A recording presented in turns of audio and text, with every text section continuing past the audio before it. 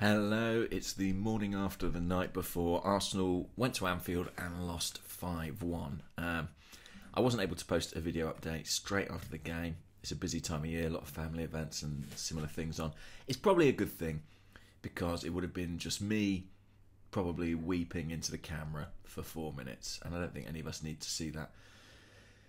5-1, I mean, this was as bad as anything we saw in the final days of Arsene Wenger. You know, these kind of thumping defeats away from home to the big teams became a fixture of our fixture list. And I think we all were together in hoping those days were beyond us. And it had looked a bit like those days were beyond us. We got a point at Old Trafford, were narrowly beaten at Chelsea, had beaten Spurs at home, drawn with Liverpool. It looked like we were, under Unai Emery, coming to grips with these kinds of games. That may have been premature. We were diabolical in defence yesterday. And I would like to offer some mitigation. I do feel like there hasn't been much talk of the fact that Rob Holding and Hector Bellerin were both missing. And to be honest, I think they have been our best defenders this season, our star performers in that part of the pitch. There's not a huge amount of competition, of course, but we really felt their absence at Anfield, and we will continue to do so, particularly in the case of Holding. Nevertheless, we had experienced players out there: Kolasinac, Lichtsteiner, Mustafi, Sokratis, players who ought to have done better.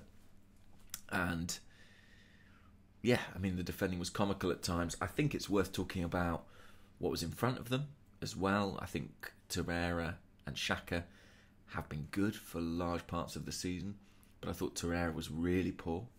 I think in the first 5 minutes he got turned by Sadio Mane, and that happened about 4 times in the first 20 minutes, that a player would just spin him. That he was almost too eager to get to the ball, committing himself and getting turned and leaving the defence exposed. And this is not a defence that you want to see exposed. I think Bernd Leno is not transmitting the confidence that he did when he first came into the team. I think he looks young. He looks inexperienced, which he's not. You know, he's played plenty of football in the Bundesliga, but he looks like a player who's a bit rattled at the moment by a couple of errors that he's made and by the chaos of what's in front of him. And he doesn't look like someone with the organisational skills, with the influence to control what's in front of him. I think that's part of the problem. You know, we could go through the defenders individually. I think Mustafi, enough's been said. I was sort of relieved to see him back in the team. That didn't last, suffice to say. Sokratis was excellent, I thought, against Burnley a week ago.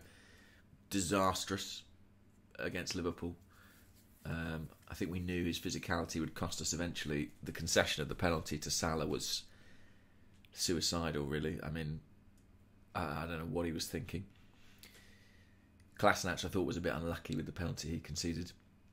Very soft, but he is clumsy in the box. As for Lichtsteiner, I mean, he looks not up to it at this level. He looks like a player who is really struggling with the pace of the game.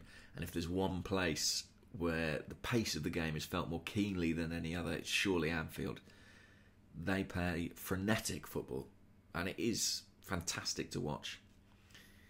And we are miles off that at the moment. And I think, you know, patience with the manager is already starting to wear thin, judging by the social media that I read. I think it's way too soon for that. I think we have to accept that he is working with tools that he inherited largely, that this is not yet his team. Nevertheless, we would expect a manager with that kind of attention to detail to sort out this defence, to look at those issues, as he said in his post-match press conference he will do, see what went wrong and try and correct it.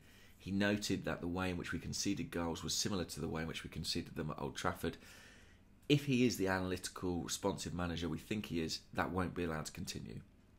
Hopefully, what happened at Anfield will be an important lesson, and a timely one maybe, ahead of the January transfer window for those above him. It's clear we do need defensive reinforcements if we're serious about maintaining a challenge for the Champions League places. Anyway, I'm about to go and record the Arscast Extra. Don't forget to tune into that. Should be available later today. There was some comment last time I did one of these videos in this kitchen about the champagne behind me. Well, there's even more now. That's for New Year's Eve. I'm basically going to do everything I can to drink it and forget about Anfield and stagger to our New Year's Day game incredibly hungover, possibly without any sleep. Happy New Year. I won't speak to you probably before New Year's Eve, and thanks for watching all through 2018. I really appreciate it. Hope you're having a good festive period and the football didn't ruin it too much. Bye bye.